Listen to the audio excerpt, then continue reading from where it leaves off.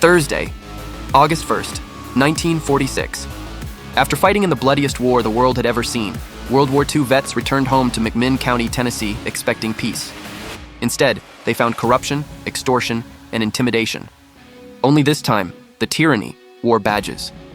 Deputies were paid by the arrest, and they arrested everyone, tourists, farmers, and workers. Sober or not, if you looked tired, you were drunk. Illegal gambling and prostitution thrived. Elections? Rigged before the first ballot was even cast. The breaking point came when they started shaking down GIs. The same men who had fought for freedom abroad were now being jailed at home. So the veterans formed their own party. They ran for office. They played by the rules. But on election day, deputies shot an elderly black man for not voting the right way, then stole the ballot boxes and fled to the county jail. The GIs had seen enough. They raided the National Guard armory, armed up, and surrounded the jail.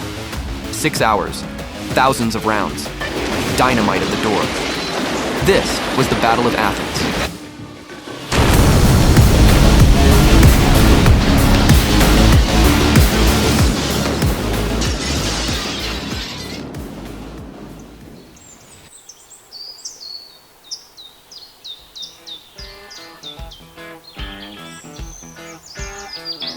In the early 20th century, McMinn County, Tennessee was a peaceful and politically conservative farming community.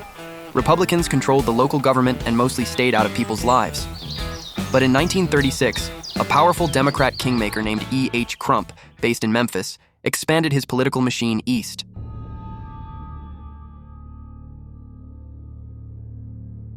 He installed Paul Cantrell as sheriff of McMinn County, backed by big money and widespread voter fraud. Once in office, Cantrell turned the sheriff's department into a profit machine. Deputies were paid per arrest, and they made sure to cash in, ticketing and jailing locals and travelers alike for drunkenness, whether they'd had a drop or not. People were pulled off buses. Workers were arrested after long shifts. Fines were $16.50 per person, over $300 in today's money. Over the next decade, it's estimated that more than $6 million was collected in arrest fees alone. But it didn't stop with money. Elections were rigged in plain sight. Ballot boxes were collected early and taken to the county jail, where poll watchers were kicked out, and votes were stuffed in favor of the machine. Anyone who pushed back risked beatings, jail time, or worse.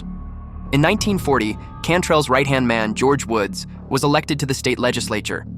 He cut the number of voting precincts in half, gerrymandered the district lines, and eventually abolished the county court.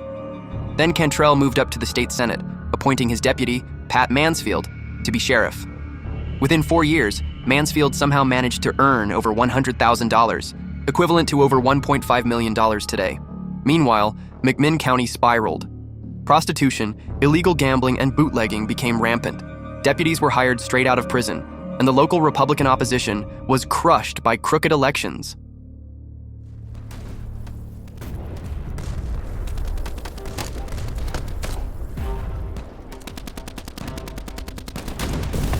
December 7th, 1941,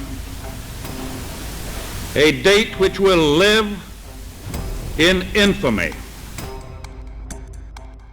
Then came the war. 3,526 men from McMinn County, over 10% of the entire population, went overseas to fight fascism. When they returned in 1945, they came home to something that felt all too familiar: a corrupt authoritarian regime. Only this time, it wore badges. The economy had stalled, schools were falling apart, and when the soldiers came off the bus, deputies began harassing them like everyone else. Some GIs even had their military discharge pay stolen by the machine. They'd had enough. The veterans began meeting in secret, and on May 9th, 1946, they announced the formation of the GI Nonpartisan League. No party loyalty, no backroom deals.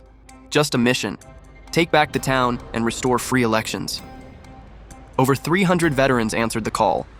Their campaign headquarters became the heart of a grassroots movement.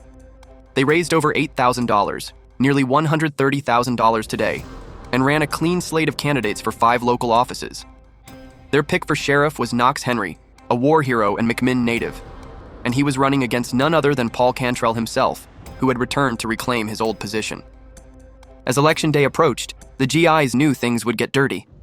They petitioned the FBI and the Tennessee governor to send in election monitors. No one responded. On August 1st, 1946, the people of Athens went to the polls, and so did Cantrell's army. Over 200 armed deputies were imported from outside the county. At 9:30 a.m., deputies began intimidating voters and arresting GI poll watchers. That afternoon, an elderly black man named Tom Gillespie walked into the waterworks precinct with his poll tax receipt in hand. Deputy Wendy Wise called him a racial slur, beat him with brass knuckles, and when Gillespie tried to vote anyway, Wise shot him in the back. Gillespie survived, but the crowd outside was stunned. Tensions exploded. GI poll watchers Ed Vestal and Charles Scott, who were being detained in the building, broke out. Literally. Scott threw himself into a glass door, bounced off, then hit it again and crashed through. The crowd helped them escape, bloodied and cut, before they were recaptured by deputies. Later that afternoon, the GIs captured several deputies sent to arrest them. One by one, armed deputies stormed the veterans' HQ, and one by one, they were disarmed, beaten, and tied up. By nightfall, the veterans had taken 7 hostages. Meanwhile, the ballot boxes were carted away to the jail, standard operating procedure for Cantrell's crew. Once again, they would count the votes behind locked doors. And once again, the people were robbed. The GIs regrouped at Otto Kennedy's garage, demoralized and defeated. But one Marine, Bill White, refused to quit. He stood up and gave a speech that snapped everyone to attention. What did you come back to? A free country? You came back to a town run by outlaws. They shoot out your windows, burn your barns, jail your families. You have no rights left, not even the right to vote. If we don't fight now, we lose everything. Go, get your guns. Come back fast.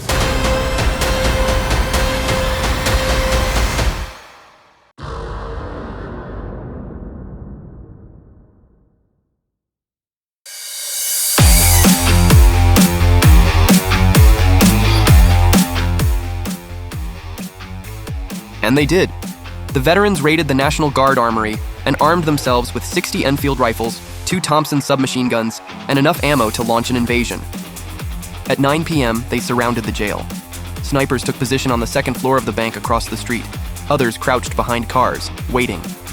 One of them shouted, "Bring out the ballot boxes, and there won't be trouble." Inside, the deputies laughed. "You'll have to come and get them." Gunfire erupted. The jail's windows shattered. The streets lit up with muzzle flashes and shotgun blasts. Deputies hunkered down inside, returning fire when they could. One was shot trying to flee and lay bleeding for hours. Marine Cecil Smith, hearing the man's cries, crawled out under fire and gave the deputy a blood transfusion with his own arm. He saved the man's life. That's the kind of men these were.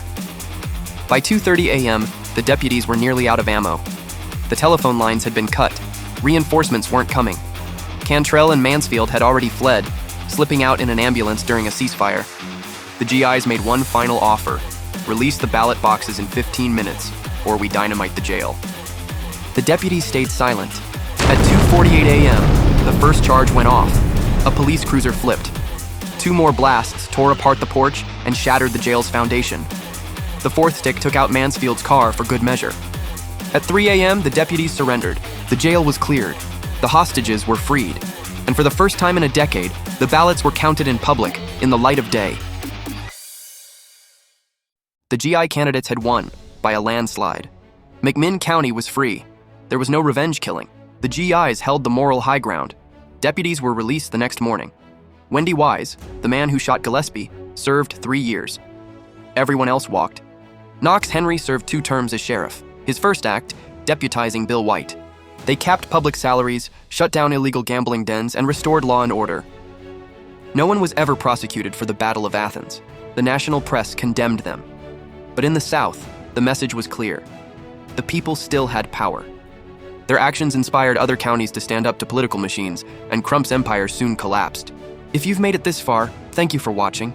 If you'd like to support our work, drop a like and let us know your thoughts in the comments. Did the veterans go too far that night? Or were they doing exactly what every American should when democracy is stolen? Whatever your take, we'd love to hear your opinion. A special thanks to the McMinn County Living Heritage Museum for preserving the history of this incredible event, and to author Chris DeRose, whose book The Fighting Bunch played a huge role in shaping this video.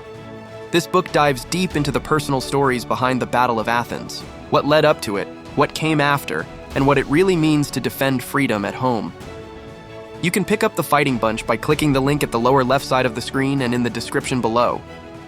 Trust us, you don't want to miss this one.